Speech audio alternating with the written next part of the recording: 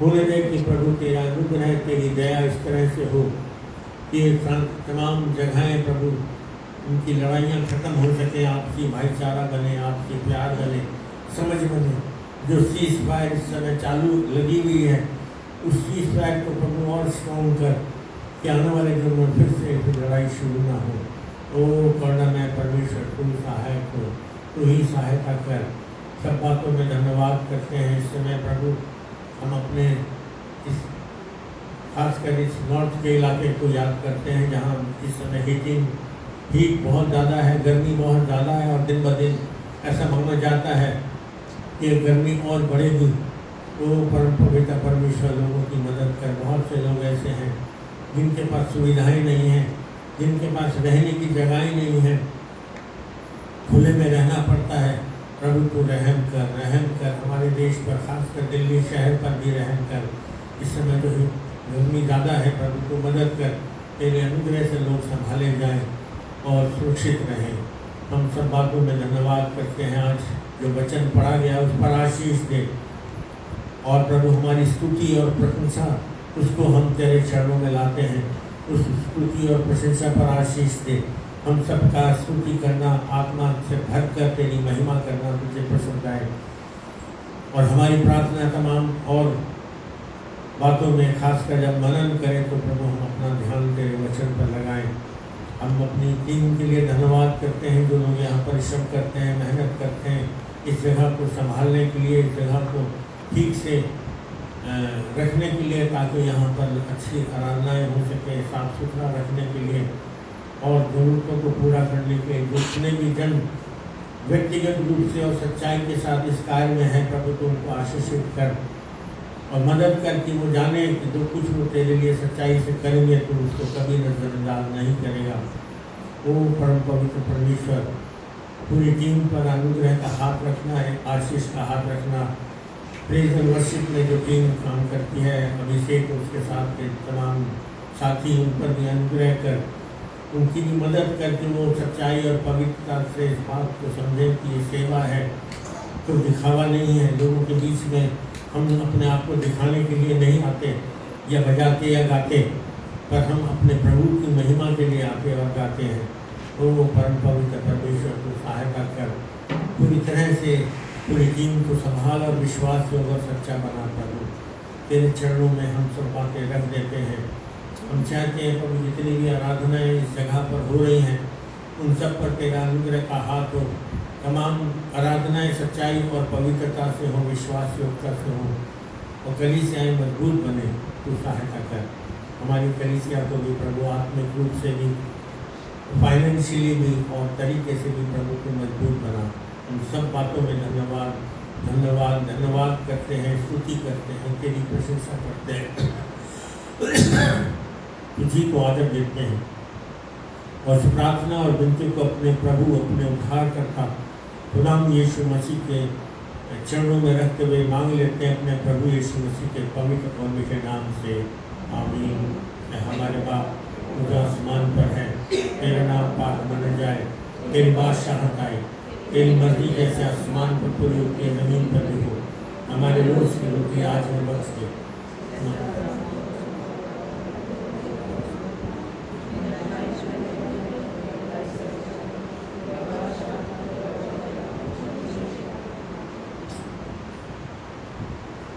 हम ये समय होगा कि कोई अनाउंसमेंट है मेहरबानी से नहीं है। हमारी आराधना का समय यही 9 बजे का है, वो रेगुलर रहेगा और मंडे की प्रार्थना सभा यहाँ होती है। उसके लिए आप लोग कोशिश करें आने के लिए, थोड़ा कोशिश करें कि अपना समय निकाल कर परमेश्वर की आराधना में आए। फ्राइडे को यहाँ पर प्रार्थना सभा होती है, उस प्रार्थना सभा पर भी अनुग्रह हो परमेश्वर का। और ख़ासकर कलीसिया जितनी विश्वासयोग्यता के साथ प्रार्थना करेगी, उतनी आत्मिक रूप से वो मजबूत होगी। कोई और तरीका नहीं है। मेरा और आपका ज्ञान, परमेश्वर के वचन की नॉलेज, ये सब अपनी जगहों पर है, इनकी अपनी अलग वैल्यू है। पर मैं आपको बताऊं, कलीसिया अगर मजबूत बनती है, सही तरीके से चलने के लिए परमेश्वर की इच्छा और मर्जी के अनुसार उसके लिए प्रार्थना बहुत ज़रूरी है। तो फ्राइडे की प्रार्थना में कोशिश कर आप अपना समय निकालने के लिए आए। मैं ये नहीं कहता कि आप रेगुलर उसमें आए, उस समय जब शुरू करा जाए या बीच में भी आ सकते हैं, पर प्रार्थना के लिए ज़रूर आए ताकि हमारी कलीसिया प्रार्थना करने वाली कलीसिया बने। अब समय होगा कि जब हम प्रेज वर्शिप में जाएंगे, पर एक बात मैं बताना चाहता हूँ। वर्शिप के बाद यानी जैसे गाने खत्म होते हैं, कुछ लोग यहाँ से उठ के यूँ चलने लगते हैं, ये नहीं चलेगा और ऑफिस में कोई नहीं बैठेगा। To be very clear, office में कोई नहीं बैठेगा, आपको सबको यहाँ रहना है। अगर चाय के बारे में किसी को जाना है तो एक आध जन जाए,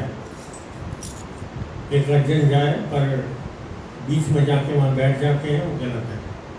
इसलिए मेहरबानी से गीत के यानी प्रेज एंड वर्शिप के बाद ये मैं देखना नहीं चाहता, सॉरी। इससे कोशिश करें यहीं रहकर सच्चाई के साथ परमेश्वर की आराधना करने की। हम प्रेज एंड वर्शिप में चलेंगे।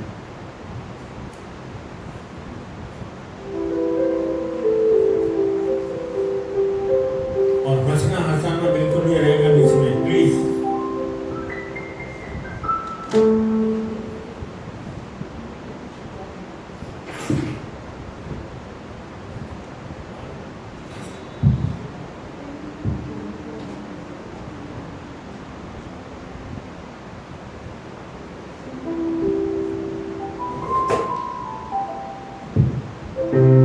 आप सबको जय मसीह की, जय मसीह की। आइए अपने स्थानों पर बैठो।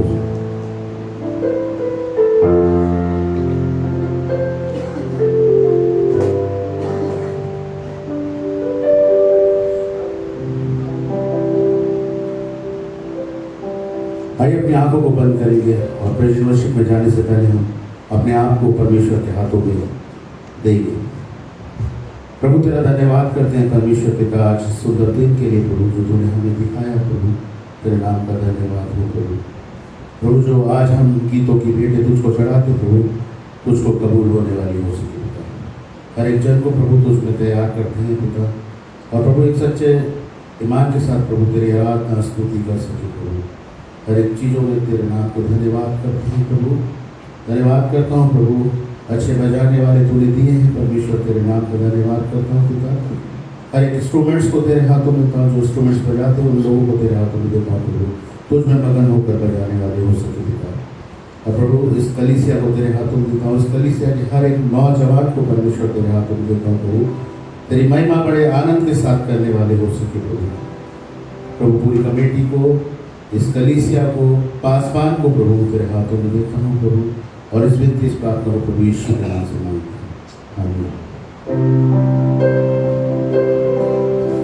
खाली हूँ भर दे मुझको, है दुआ तुझसे, है दुआ तुझसे, कुछ भी मैं नहीं हूँ बिना तेरे।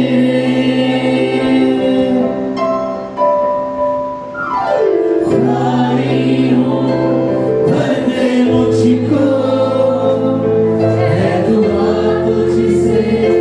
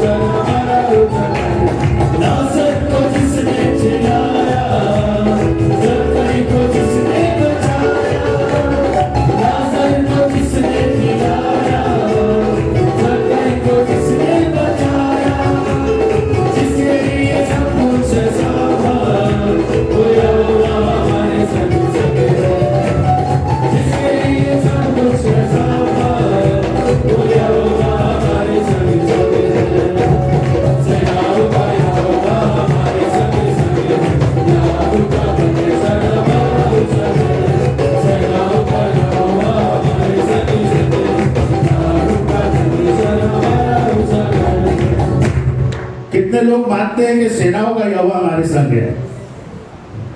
कितने लोग मानते हैं? तो जब हम इस गीत को गाते हैं तो बड़े आनंद के साथ इस गीत को गाना चाहिए, क्योंकि सेनाओं का यहोवा हमारे संग है।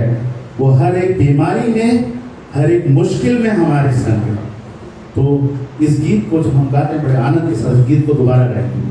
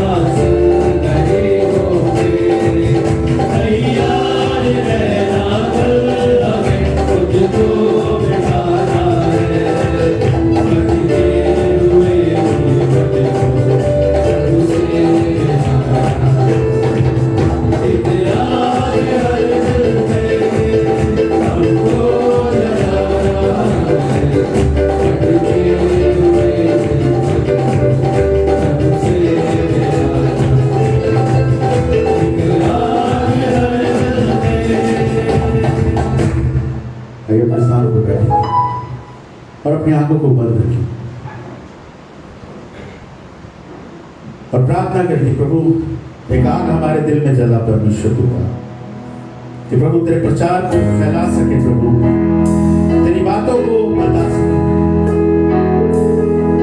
और जब आराधना में जाते हैं तो एक सच्चे ईमान के साथ इस आराधना में जाए और परमेश्वर से प्रार्थना करें, प्रभु तू मेरे जीवन को बदल दे परमेश्वर पिता। प्रभु मैं भटका हुआ था, प्रभु तूने मुझे एक सही रास्ता दिखाया परमेश्वर पिता। पिता मैं अपनी हर एक परेशानी को प्रभु तेरे आगे रखता हूं। प्रभु इस आराधना में परमेश्वर पिता जब मैं जाऊं परमेश्वर पिता तो मेरी दुआ परमेश्वर तुझ तक जाने वाली हो सके। और परमेश्वर आज मेरे बंधन टूटने वाले हो सके पिता। Thank you Lord.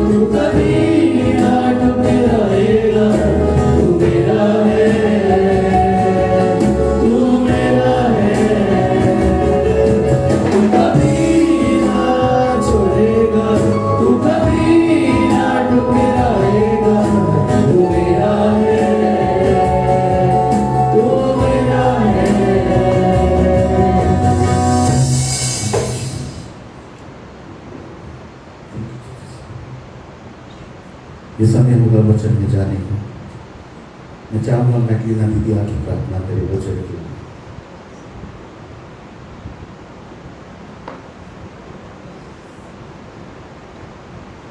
धन्यवाद धन्यवाद धन्यवाद धन्यवाद धन्यवाद करते मेरे सच्चे जीवित और महान पिता परमेश्वर, आज के इस सुंदर दिन सुंदर समय के लिए पिता जो आपके अनुग्रह से हमें देखने को मिला है प्रभु, इसके लिए हम आपका धन्यवाद करते हैं प्रभु। विश्वास करते हैं मेरे प्रभु कि हमारा हाथों को उठाया जाना पड़ा, स्तुति करना मेरे प्रभु, विश्वास के साथ तेरे गीतों को गाया जाना पड़ा, सब कुछ तेरे सिंहासन के सम्मुख मेरे प्रभु ग्रहण योग्य हुआ है प्रभु, इसके लिए हम आपका धन्यवाद करते हैं। इस समय आपने दिया मेरे प्रभु कि आपके वचन को हम सुने मेरे प्रभु, हमें सुनने वाले कान और ग्रहण करने वाला हृदय दे मेरे प्रभु, और वचनों के ऊपर चलने वाली फितरत अदा कर मेरे प्रभु।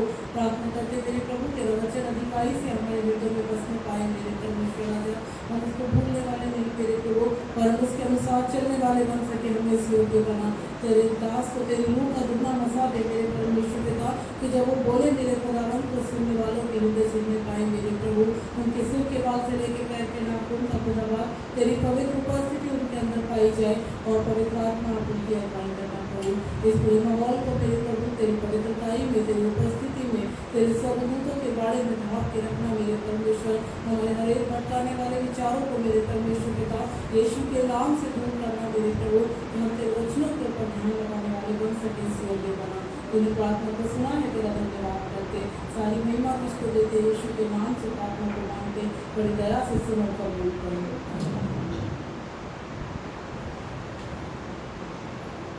परमेश्वर का धन्यवाद हो आज के एक और दिन के लिए, एक और मौके के लिए जब उसने हम सबको इकट्ठा किया। हम सब यहाँ उसके अनुग्रह से हैं, उसकी दया से हैं। याद रखिए कि जब हम परमेश्वर की आराधना में आते हैं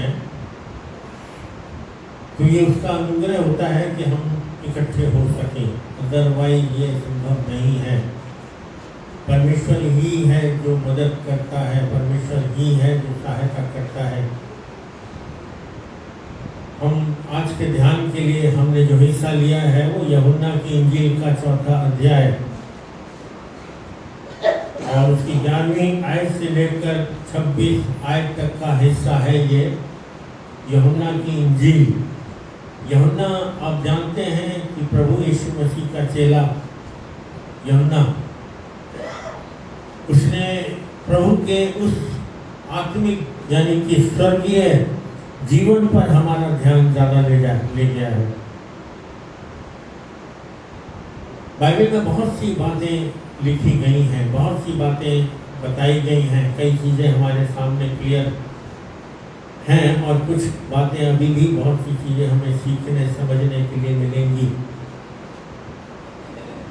अगर आप सुसमाचारों को देखें, 4 सुसमाचार बाइबल में हैं, एक मत्ती, मरकुस, लूका, यूहन्ना। और इन चारों सुसमाचारों को इसमें से 3 सुसमाचार जो हैं मत्ती, मरकुस और लूका, इसको हम सिनॉप्टिक गॉस्पेल बोलते हैं। सिनॉप्टिक का मतलब है बहुत सी बातें आपस में मिलती जुलती सी लगती हैं, ऐसा लगता है कि ये बात इधर भी है उधर भी है। इन्हें सिनॉप्टिक बोलते हैं। जो बाइबल का अध्ययन करते हैं वो लोग जानते हैं। और यूहन्ना का सुसमाचार थोड़ा अलग है, पर चारों सुसमाचारों का दृष्टिकोण अलग है। ऐसा नहीं है कि वो सब एक से हैं। चारों सुसमाचारों का दर्शन एक बार यहेजकेल ने देखा था। शुरू में पढ़ते हैं हम किताब में कि कैसे एक यहेजकेल ने एक दर्शन देखा कि एक प्राणी उसको दिखाई दिया जिसमें 4 जिसके मुंह थे, चारों दिशा में वो था। एक था क्या नाम है मनुष्य की शक्ल में, एक था बैल की शक्ल में, एक था और कहना चाहिए कि इन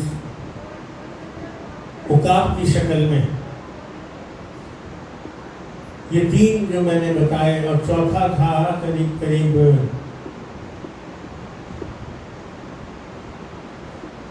मैं खैर ध्यान आ जाएगा तो बता दूंगा, पर मतलब इनके सबके अलग अलग था। बैल जो था वो एक सेवक के रूप में दिखाया गया है। बैल हमेशा सेवा करता है और बैल को हम सेवक के रूप में देखते हैं। खेतों में काम करता है, गाड़ियों में जोता जाता है, तो सेवक के रूप में मरकुस ने लिखा है। मत्ती ने एक राजा के रूप में देखा है प्रभु को,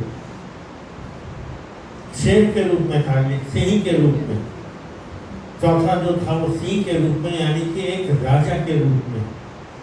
मत्ती को आप पाएंगे कि उसने प्रभु को एक राजा के रूप में दिखाया है। अगर आप पूरा मत्ती पढ़ें तो उस पर ज़्यादा एम्फेसिस प्रभु के राजा होने के ऊपर है। मरकुस का मैंने आपको बताया कि बैल के रूप में जो है, जो सेवक के रूप में दिखाया है, और लूका जो है जिसको मनुष्य के रूप में हम देखते हैं। लूका ने अपना सुसमाचार जब शुरू किया तो उसने आदम से वंशावली लिखी है मनुष्य के रूप में, और यूहन्ना ने जो लिखा है वो उकाब के रूप में, एक जैसे ऊंचाई, उकाब हमेशा बहुत ऊंचाई पर उठता है। उसने परमेश्वर के उस व्यक्तित्व को दर्शाया है जहाँ परमेश्वर सबसे ऊंचे पर है, सबसे ऊंचाई पर है। इसीलिए वो लिखता है कि आदि में वचन था और वचन परमेश्वर के साथ था और वचन परमेश्वर था। फिर लिखता है वचन देहधारी हुआ। अपने आप में सुसमाचार जो हैं वो पहले से दर्शन में परमेश्वर ने दिए हैं। तो हम मत्ती को, यूहन्ना को देख रहे हैं, और यूहन्ना के 4 अध्याय को हमने अभी देखा। 4 अध्याय में जो वर्णन है वो एक सामरी स्त्री से जुड़ा हुआ है। सामरी स्त्री कौन थी? जब इजरायली लोग बाबुल की बंधुआई में गए थे और परमेश्वर उनको बाबुल की बंधुआई से कहाँ ले गया था, ये इजराइल से बाबुल ले गया था। तो जो लोग पीछे रह गए थे, बहुत से लोग ऐसे थे जो छूट गए थे, नहीं गए थे, गरीब थे या बुजुर्ग थे या फिर कई कारण थे। तो वो लोग, उन्होंने करीब 70 साल इजरायली जो हैं वो बाबुल की बंधुआई में रहे थे। तो वहाँ से जो लोग रह गए थे उन्होंने अपने आस पड़ोस में आसपास के लोगों से शादी करनी थी और परिवार बना लिए थे। और उनका इलाका विशेषकर ये सामरी का जो इलाका है, सामरिया का, जो बिल्कुल यरूशलेम के थोड़ा सा आगे हटकर है, सामरिया का इलाका, वहाँ के लोग थे वो। इसको इजरायली जो थे वो यहूदी नहीं मानते थे। वो मानते थे कि ये लोग तो मिक्स ब्रीड है, और थे भी, तो इजरायली लोग नहीं मानते थे। और इसलिए इजरायली जो है वो सामरियों से व्यवहार कम करते थे। बाइबल में कई लोगों का वर्णन है। एक और दर्शन प्रभु ने बताया, जब प्रभु ने उस व्यक्ति के बारे में बताया जिसको डाकुओं ने घेर लिया था, है ना। प्रभु ने कहा ना कि एक व्यक्ति था जिसको डाकुओं ने घेर लिया था, लूट लिया, और फिर किसने, वहाँ से 3 व्यक्ति निकले थे, एक लेवी था, एक याजक था, और तीसरा व्यक्ति कौन था? एक सामरी था जिसने उसकी हेल्प करी। सामरियों का कई वर्णन है। यहाँ पर भी प्रवेश मसीह यरूशलेम की तरफ बढ़ रहा है और वो सामरिया में से होकर जाता है। जनरली इजरायली लोग जो थे वो सामरिया में से होकर कम जाते थे। अगर उन्हें जाना होता था तो वो घूम कर जाते थे, पर सामरिया से नहीं। प्रभु स्पेसिफिक रूप से स्पेशली सामरिया में से होकर गया, और जब प्रभु सामरिया में से होकर जा रहा है तो वहाँ पर उसको प्यास लगी, जैसा वचन कहता है, प्यास लगी, और उसने कुएं के पास गया तो उसके पास कुछ नहीं था कि पानी निकाले। हर बात के पीछे प्रभु यीशु मसीह के अर्थ है, मतलब है। ऐसा नहीं है कि प्रभु ने ऐसे ही किया। फिर वहां पर हम पढ़ते हैं, सामरी स्त्री जो थी वो क्या, जल भरने आई थी।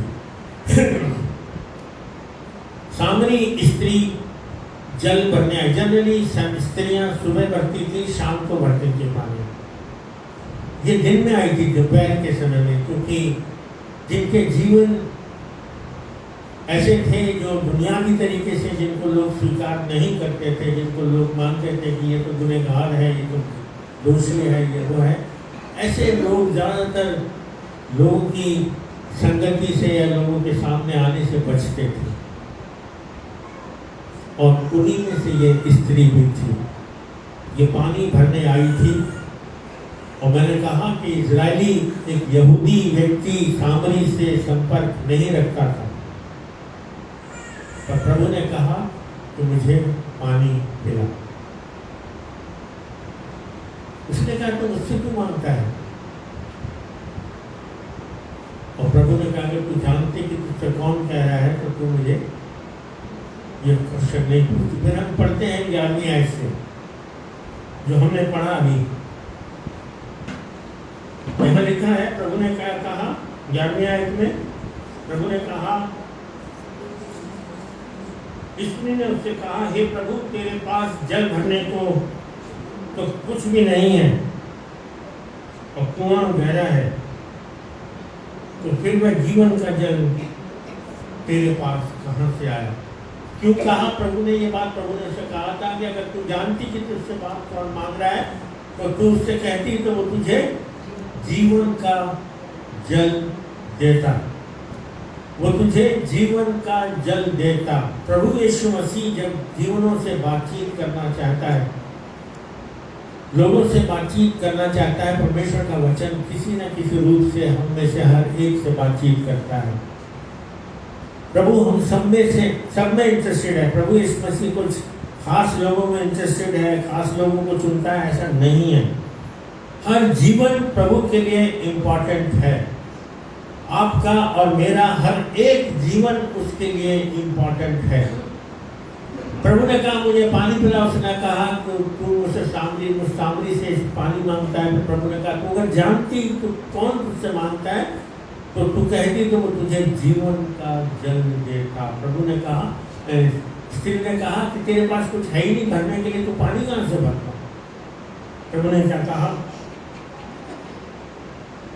उसने कहा क्या तू हमारे पिता अब्राहम से, ये लोग अब्राहम को ही अपना पिता मानते थे, क्या तू हमारे पिता याकूब से बड़ा है? सॉरी, अब्राहम नहीं, याकूब से बड़ा है जिसने हमें यह कुआं दिया, और आप भी अपनी संतानों और अपने पशुओं समेत इसमें से पिया। यीशु ने उसको उत्तर दिया, जो कोई यह जल पिएगा वो फिर प्यासा होगा, परंतु जो कोई उस जल में से पिएगा जो मैं उसे दूंगा वह फिर अनंत काल तक प्यासा न होगा।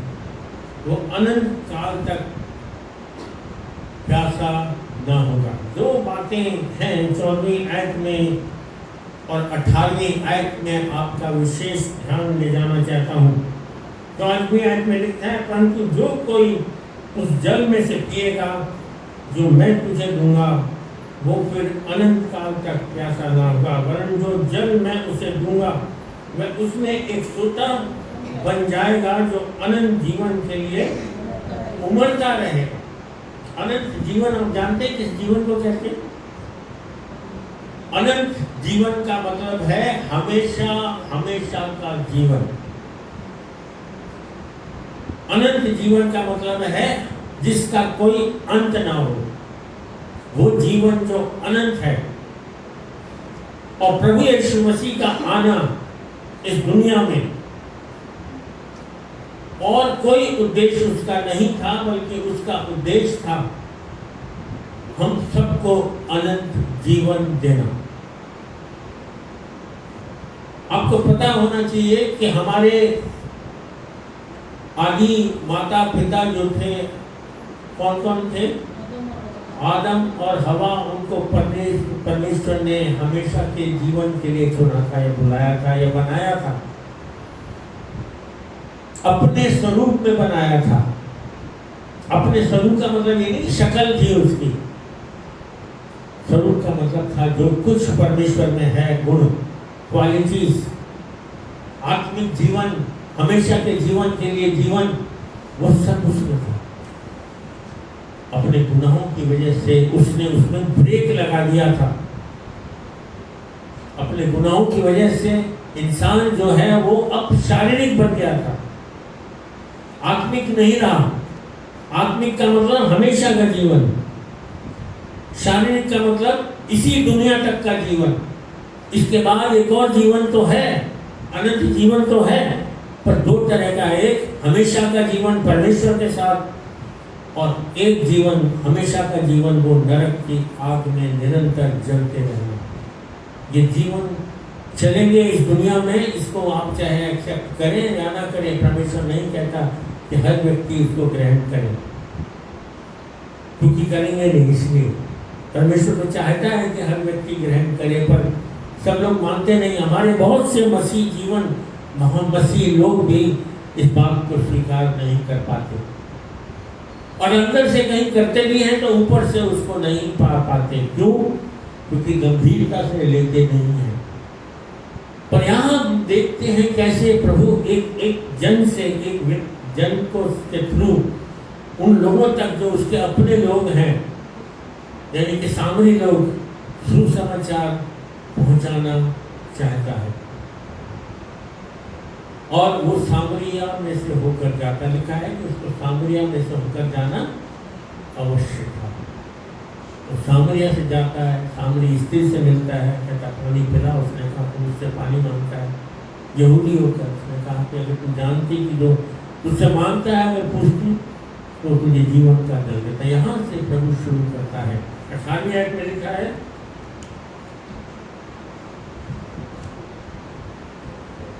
दो बातें यहाँ पर मैं आपका ध्यान ले जाना चाहता हूँ, आत्मिक जीवन और शारीरिक जीवन। आत्मिक जीवन और शारीरिक जीवन। 14वीं आयत में प्रभु यीशु मसीह जो है उसको आत्मिक बातें से बता रहा है, आत्मिक बातों पर ध्यान ले जा रहा है। और शारीरिक जीवन का मतलब है जिसको इस स्त्री ने 18वीं आयत में कहा, बल्कि 17वीं आयत में, 16वीं आयत में लिखा, यीशु ने उससे कहा जा अपने पति को ले आ, यहां बुला ले। क्यों कहा? इससे पहले प्रभु 15वीं आयत में जब प्रभु ने कहा कि वो जीवन मैं दूंगा तो अनंत काल के लिए उसका जीवन उमड़ता रहेगा, अनंत काल तक उसके अंदर से उमड़ता रहेगा। उसने कहा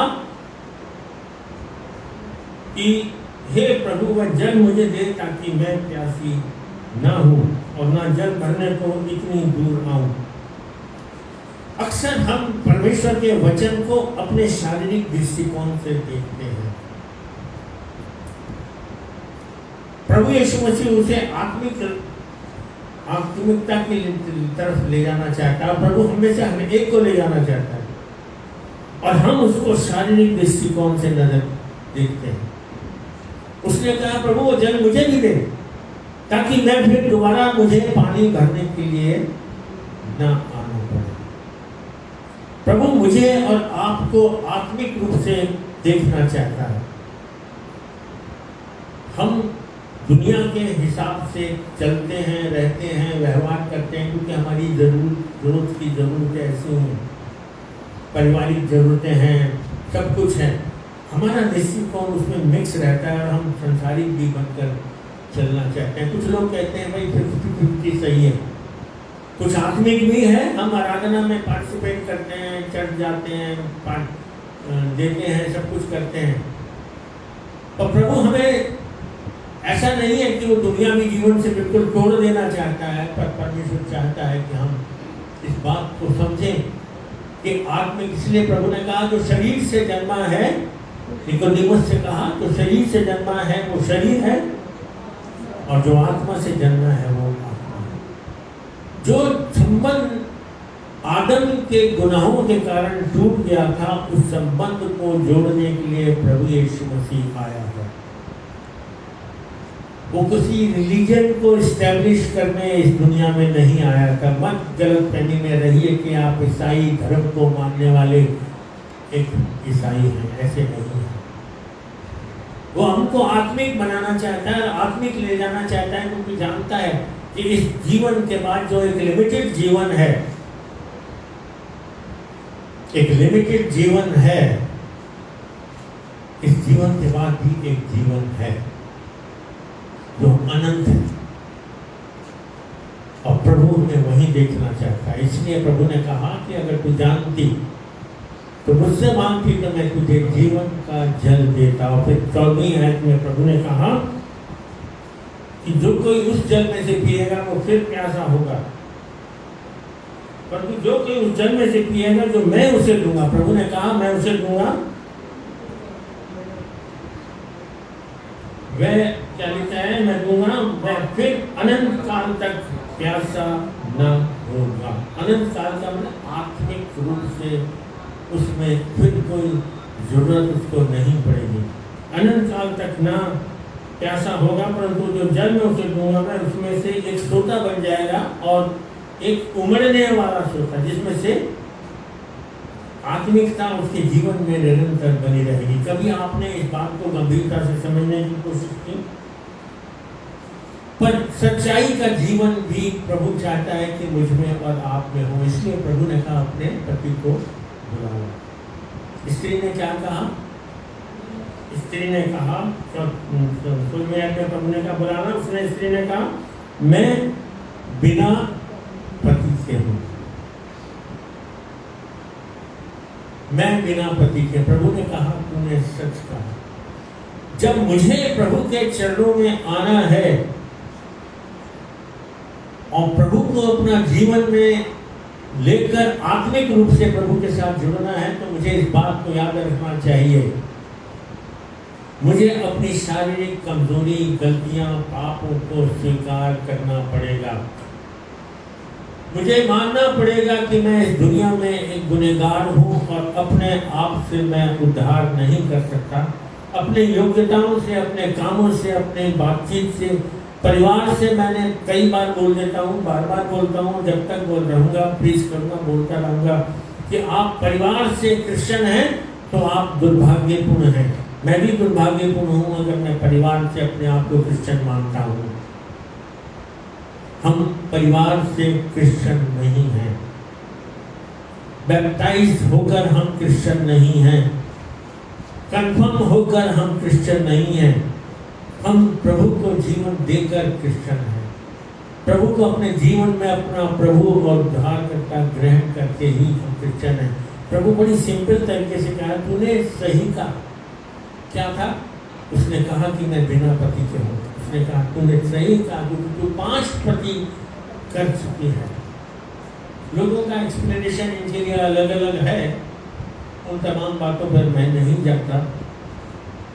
पर स्त्री ने कहा, यीशु ने उसको उत्तर दिया पति को बोला। उसने कहा, स्त्री ने उत्तर दिया मैं बिना पति के। यीशु ने उससे कहा तू ठीक कहती है, मैं बिना पति के हूँ क्योंकि तू 5 पति कर चुकी है और जिसके पास तू अब है वो भी तेरा पति नहीं। यह तूने सच कहा, यह तूने सच कहा। अपने आप को एक नम्र और दीन होकर और सच्चे होकर अगर हम प्रभु के चरणों में लाते हैं तो उस जीवन को प्रभु यीशु मसीह ग्रहण करता है। आप ये याद रखिए कि कोई परफेक्ट है ऐसा वचन कहीं नहीं कहता। हम सब में कमजोरियां हैं, कमियां हैं, गलतियां हैं, कमजोरियां हैं, लापरवाहियां की वजह से हो चाहे कैसे भी हो, हम सब कमजोर लोग हैं। शारीरिक रूप से प्रभु से हम दूर थे और प्रभु यहाँ पर इस स्त्री के थ्रू मेरे और आपके लिए बताना चाहता है। यहाँ इस स्त्री ने स्वीकार किया कि मैं बिना पति के हूँ, हालांकि किसी के साथ रह रही थी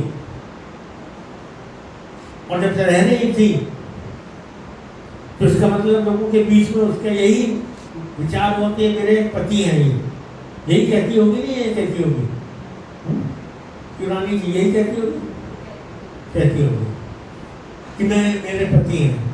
प्रभु के सामने उसने स्वीकार किया कि मैं बिना पति के हूँ। और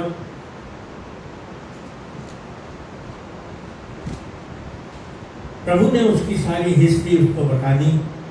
उसने कहा तू कौन है? मुझे लगता है तू तो भटकता है। यहाँ पर एक बड़ी इंपॉर्टेंट बात मैं आपको बताना चाहता हूँ। आखिरी आयत में जो हमने पढ़ी थी 26वीं आयत में, 26वीं आयत में यीशु ने उससे कहा मैं जो तुझसे बोल रहा हूँ वही हूँ। आप ना मत्ती में, ना मरकुस में, ना लूका में प्रभु ने मसीह के बारे में बताया। कई जगह अलग दृष्टिकोण से उसने बताया जो आने वाला है वो मैं ही हूँ, पर यहाँ स्पेसिफिक तरीके से प्रभु ने इस स्त्री से कहा कि तुझसे जो बात कर रहा है मैं वही हूँ। कौन हूँ मैं? जिसका इंतजार तुम लोग कर रहे हो। मैं वही मसीहा हूँ, मैं वही मसीह हूँ। ये प्रभु ने उस स्त्री से कहा। प्रिय भाइयों बहनों, मुझे और आपको इन बातों को अपने जीवन में समझने की सख्त जरूरत है। मैं 23 और 24 में आयत भी पढ़ना चाहता हूँ। यह लिखा है, परंतु वह समय आता है। कौन कह रहा है? प्रभु कह रहा है। वो समय आता है, वरन अब भी है, जिसमें सच्चे भक्त पिता की आराधना कैसे करेंगे? आत्मा और सच्चाई के साथ उसकी आराधना करेंगे। परंतु वह समय आता है, परंतु अब भी है, जिसमें सच्चे भक्त पिता की आराधना आत्मा और सच्चाई से करेंगे, क्योंकि पिता अपने लिए ऐसे ही आराधक ढूंढता है। 24वें आयत में लिखा है, परमेश्वर आत्मा है और अवश्य है कि उसकी आराधना करने वाले आत्मा और सच्चाई के साथ करें। और कोई तरीका नहीं है प्रिय भाई और बहनों परमेश्वर की आराधना करने का, परमेश्वर प्रभु यीशु मसीह के साथ जुड़ने का। हमारे लिए सबसे इम्पोर्टेंट है हमारी आराधना आत्मा और सच्चाई। अच्छी बात है, हम अच्छा गा लेते हैं, अच्छी बात है कि हम अच्छा प्रेज एंड वर्शिप करते हैं, अच्छी बात है कि हमारे को परमेश्वर के वचन का अच्छा ज्ञान है। यहाँ खड़े होकर मैं भी अपने ज्ञान को बड़ी गंभीरता से बहुत अच्छे तरीके से एक्सप्लेन करता रहूं या कहता रहूं, कर सकता हूं, पर ये कोई आत्मिकता का नजरिया नहीं है। इसके द्वारा कोई आत्मिकता मेरी और आपकी कहीं प्रकट नहीं हो सकती। दुनिया की नॉलेज बहुत जरूरी है, अच्छी बात है। परमेश्वर के वचन का ज्ञान बहुत जरूरी है, अच्छी बात है, और होना भी चाहिए। बिना ज्ञान वचन के हम कैसे बताएंगे दूसरों को कि प्रभु का वचन कहता क्या है। पर आराधना जिसमें हम परमेश्वर के साथ जुड़ते हैं, कई बार कई लोगों को मेरी बातें खटकती है, मेरे पोतियों को खटकती है। कई बार मैं उनको डांट देता हूँ। जब हम प्रेयर में बैठते हैं तो वो कुछ ना कुछ खेलते रहते हैं। छोटे हैं, मुझे मालूम है, बच्चे हैं। जैसे रॉकी जो है वो थोड़ा रॉबी कह रहा हूँ, वो रॉकी क्या नाम है? रॉक बीच बीच में हंसता रहता है, यह लोगों को हंसाता रहता है, वो तो गलत है उसमें। तो हमारा दृष्टिकोण जो है वो दुनियावी तरीके से कई बार हम करते हैं, हम कराते हैं, खासकर बच्चे करते हैं। पर आराधना, अगर मैं एक सच्चा विश्वासी हूं तो मुझे इस बात को समझना और सीखना पड़ेगा और इसकी गंभीरता को लेना पड़ेगा कि हम आत्मा की सच्चाई से, आत्मिक रूप से सच्चे होकर उसकी आराधना करें। आत्मा और सच्चाई से ही उसकी आराधना हो सकती है, जो प्रभु जानता है और हम जानते हैं, कोई और नहीं जानता। आप कितने अंदर से सिंसियर हैं ये प्रभु जानता है और आप जानते हैं। तो तीसरा व्यक्ति इसको नहीं दिखा सकता। तीसरे व्यक्ति को बड़ा अच्छा लगेगा, अरे कितनी शानदार तरीके से वचन को प्रेज एंड वर्शिप कर रहे हैं, चिल्ला रहे हैं, गा रहे हैं, सब कुछ कर रहे हैं, लगेगा अच्छा, लगता है। तो सच्चाई क्या है वो परमेश्वर जानता है, हम जानते हैं। और मैं आपको बताऊं कि हम किसी को धोखा नहीं दे सकते, दुनिया को धोखा दे सकते हैं, परमेश्वर को कोई धोखा नहीं दे सकता। ऐसे कई जीवन दुनिया में हैं जिनके वर्णन हैं। कल मेरी पत्नी जो है एक स्टोरी देख रही थी व्हाट्सएप पे, उसमें यूट्यूब में, और जॉन हगाई के बारे में नाम सुना होगा आपने। जॉन हगाई एक बहुत जबरदस्त परमेश्वर का जन था। उसने बहुत सुंदर तरीके से बहुत लोगों के बीच में वचन बांटा। और एक और व्यक्ति था जोनाथन, शायद जोनाथन ही ये नाम, मैं कंफ्यूज ना हूं तो, जिसने प्रभु यीशु मसीह का रोल किया था। आपकी जो पिक्चर आई थी, कौन सी पिक्चर थी, शायद उसी में किया था, है, passion of Christ. I think वही जोनाथन ही है इसका नाम, पैशन ऑफ क्राइस्ट। जोनाथन भी एक परमेश्वर का दास, उसने प्रभु का रोल किया था। और वो व्यक्ति जिसने ये रोल किया था, जब वो वास्तविक रूप से उस रोल में आता है तो उसको एक तरह से आत्मिक अंदर अपने आप में, किसी को दिखाने के लिए नहीं पर अपने आप में उसको बड़ा जबरदस्त झटका लगता है। लेकिन एक बार उसको ऐसा भी फील हुआ कि शायद अब वो बचेगा नहीं, मर जाएगा। क्योंकि उस रोल को करने के लिए या उन एक्टिंग को दिखाने के लिए उसको एक तरह से बहुत डाउन जाने की जरूरत पड़ी। और उसने किया, पर परमेश्वर ने प्रभु ने उसको संभाला, वो ठीक हो गया, ठीक था। हगाई, जो जॉन हगाई था, हगाई उसको ये पसंद नहीं आया था और उसने उसको बहुत कुछ कहा उल्टा सीधा। उसकी दृष्टि में प्रभु का रोल करना ये इंसानी और हकीकत में है भी नहीं।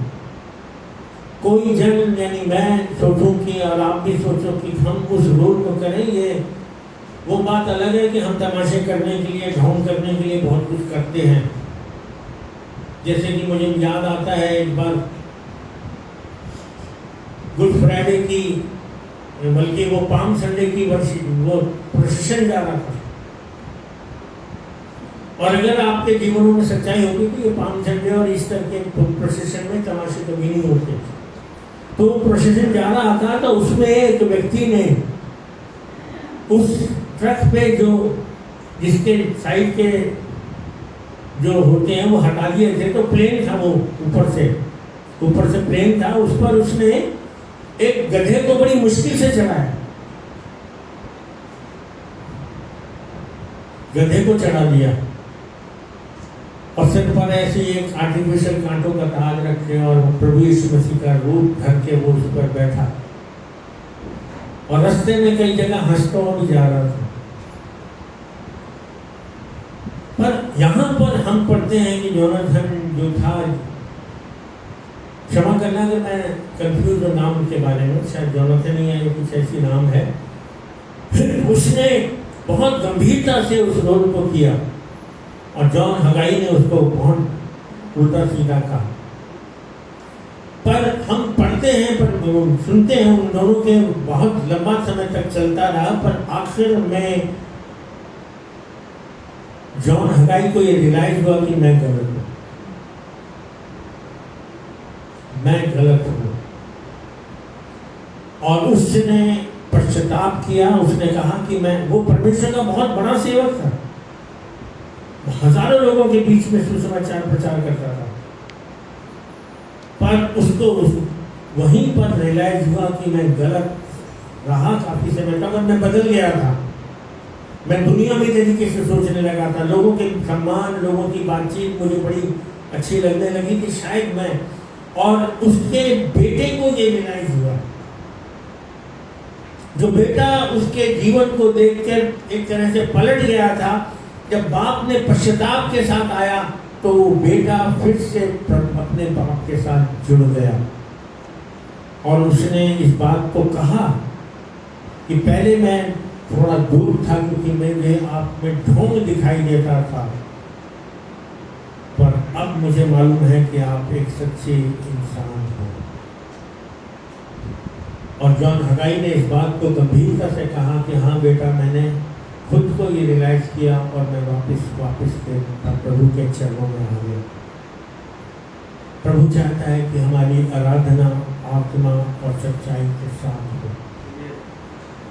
हम उसकी आराधना करने के लिए हम आते हैं तो हम कोई टाइम पास करने के लिए नहीं आते। यहाँ बैठकर हम कोई स्पेसिफिक तरीके से लोगों के बीच में ये दिखाने के लिए, अपने परिवार वालों को कहने कि घर वाले कहने अरे तू कम से कम चर्च तो जाया कर, तो मैं चर्च जाने लगा, इसलिए नहीं आते। हम प्रभु की, हो सकता है शुरू में हो, कि हम केवल कहने के कारण आ रहे हैं, दिखाने के लिए कारण आ रहे हैं, पर अगर मतलब कहीं सच्चाई है तो प्रभु आपके और मेरे जीवन को बदलेगा। धीरे धीरे हम उस जगह पे आ जाएंगे जहाँ हमें रियलाइज होगा कि हमको प्रभु की आराधना सच में आत्मा सच्चाई के साथ करनी है। क्या कहा प्रभु ने 24वें आयत में? परमेश्वर आत्मा है और अवश्य है कि उसकी आराधना करने वाले आत्मा और सच्चाई से उसकी आराधना करें। अवश्य है, ये प्रभु यीशु मसीह कह रहे हैं कि अवश्य है कि उसकी आराधना करने वाले आत्मा और सच्चाई से उसकी आराधना करें। तब स्त्री ने कहा कि मैं जानती हूँ कि हमें बताने के लिए एक जन आने वाला है। कौन आने वाला है? मसीहा आने वाला है, ख्रिस्त आने वाला है। प्रभु ने कहा वो मैं ही हूँ। केवल इस स्त्री पर प्रभु ने ये बात प्रकट की।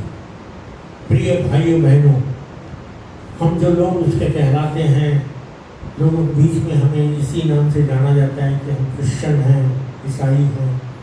ईसाई शब्द से तो मुझे चिढ़ा है, मसीही है, क्रिश्चियन है,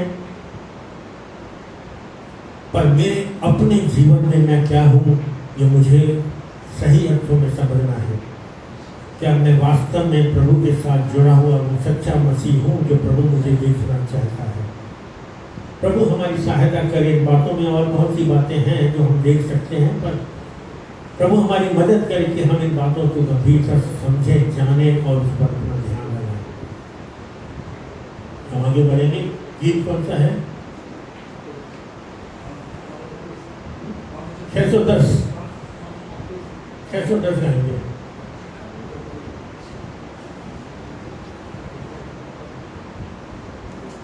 बसता क्यों नहीं रे मन मूरख। आता है कि नहीं आता? आता है।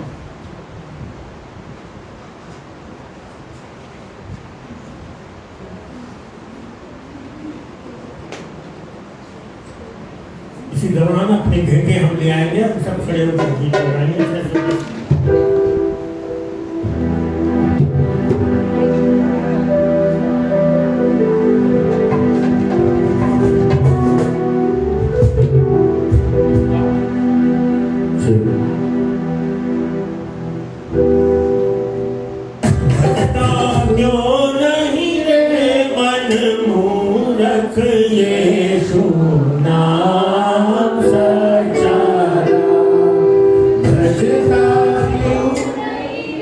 थोड़ा ज्यादा ऊंचा हो गया क्या?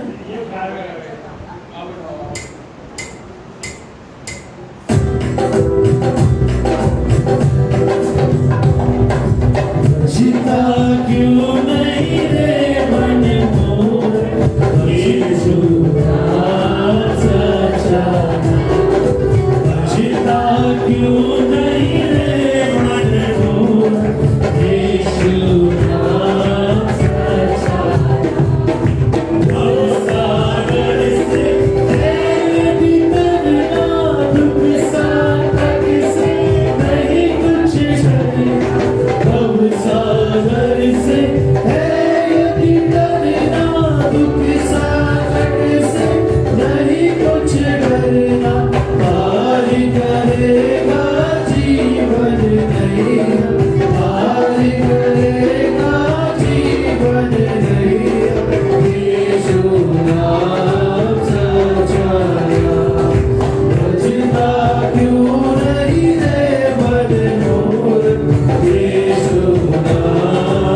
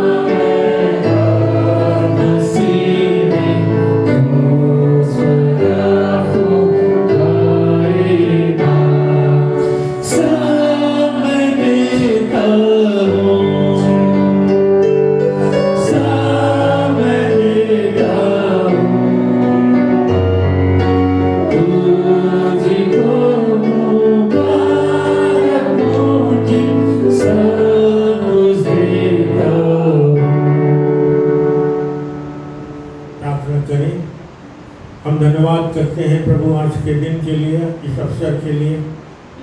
हमारी स्तुति और प्रशंसा तेरे चरणों में है प्रभु। धन्यवाद करते हैं इस भेंट के लिए भी। इसे ग्रहण कर, जिन लोगों ने हाथ बढ़ाकर इसमें हिस्सा डाला उन्हें आशीषित कर, और होने के जो कुछ दिया गया वो तेरी महिमा का कारण बने, तेरी सेवा में इस्तेमाल किया जाए और सच्चाई के साथ तेरे जलाल का कारण बनता जाए। हम धन्यवाद करते हैं हर एक जीवन को प्रभु तेरी हजूरी में लाते हैं, जो आज हमारे सब मिलकर इस आराधना में सम्मिलित हैं। एक एक फैमिली को, एक एक जन को आशीषित करना। हम पूरे सप्ताह के लिए हर एक के तेरे चरणों में विनती करते हैं, हर एक के जीवन के प्रभु को पूरे सप्ताह संभाले रखना, अपनी दया को, कृपा को बनाए रखना, शैतान के हाथों से बचाए रखना। हर एक की ज़रूरतें तेरे भंडार से पूरी हों और हर एक जन विश्वास योग्यता के साथ तेरे साथ चलता जाए। सब बातों में तू ही संभाल, सब बातों में तेरी महिमा हो, स्तुति हो, प्रशंसा हो। और होने दे कि प्रभु हमारी कलीसिया का हर बात में, हमारी कलीसिया दिन ब दिन तुझमें और मजबूत होती जाए, बढ़ती जाए और बहुतों के लिए आशीष बनती जाए। सारा आदर तुझी को देते हुए मांगते हैं खुदावंद यीशु मसीह के वसीले से, आमीन। अब हमारे खुदावंद यीशु मसीह का फजल, खुदा बाप की मोहब्बत और पाक रूह की रिफाकत हमारे साथ और दुनिया के तमाम विश्वासियों के साथ और यहाँ उपस्थित हर एक जीवन और हर एक खानदान के साथ अब से लेकर हमेशा तक होती रहे, आमीन।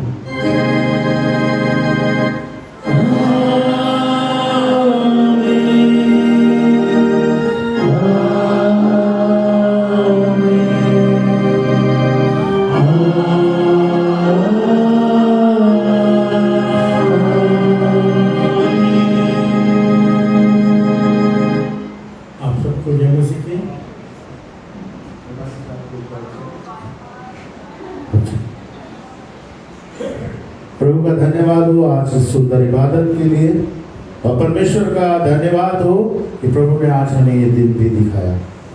और आज भाई हमारे अभिषेक, इनका जन्मदिन है और बड़ी खुशी होती है जब भाई ने बोला कि मैं अपने जन्मदिन को अपनी कलीसिया में मनाना चाहता हूँ। भाई बहुत दिन से बोल रहे थे, वो चाहते हैं कि मेरी भी प्रार्थना के साथ मेरा जन्मदिन सामने आ जाए। अभिषेक भाई आ गया है और भाई ने कुछ इंतजाम आप लोगों के लिए किया है।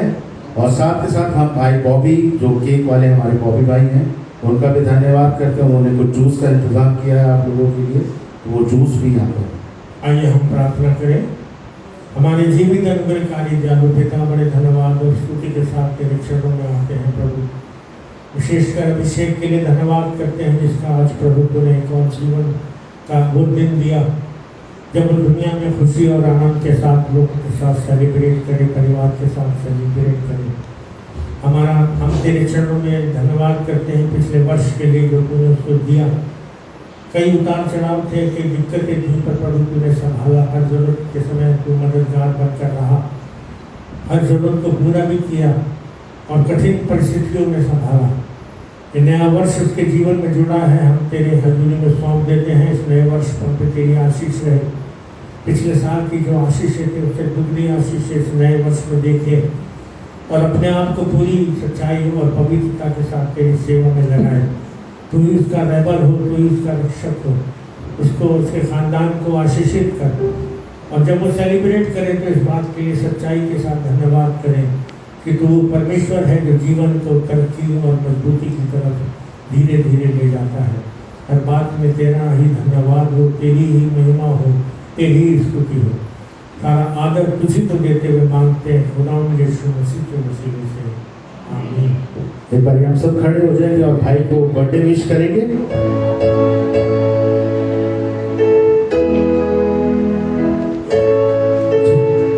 Happy birthday to you, happy birthday to you, happy birthday dear Vijay, happy birthday to you.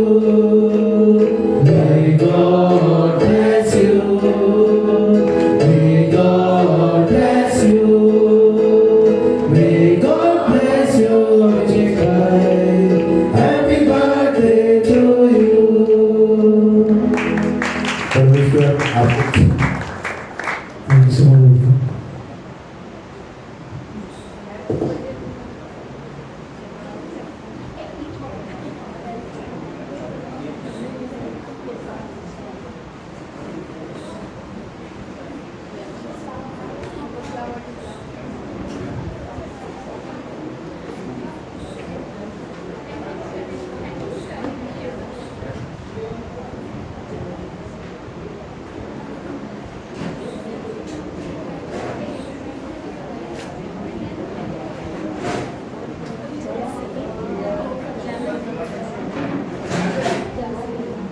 बंद कर दूँ?